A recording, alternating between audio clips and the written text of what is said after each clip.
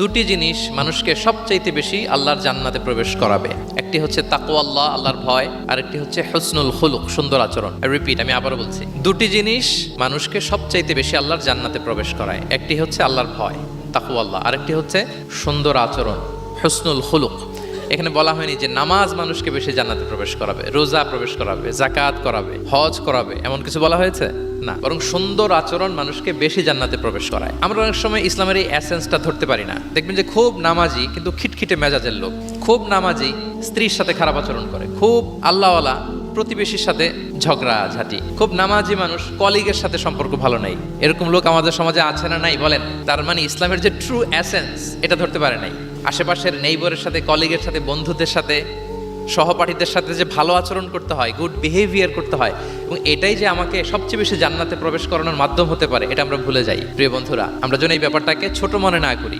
সবচেয়ে বেশি জান্নাতে মানুষকে প্রবেশ করায় তাকওয়াল্লাহ, হুসনুল খুলুক, আল্লাহর ভয়, আর একটা কি সুন্দর আচরণ। অনেক ছোট ছোট বন্ধুদেরকে আমি দেখতে পাচ্ছি অডিয়েন্সের মধ্যে। আমরা আমাদের সহপাঠীদের সাথে, বন্ধুদের সাথে ভালো আচরণ করবো তো আজকে থেকে? হ্যাঁ, সাউন্ড খুব অল্প হয়েছে, আমি শুনি নাই, আরো জোরে করবো কিনা?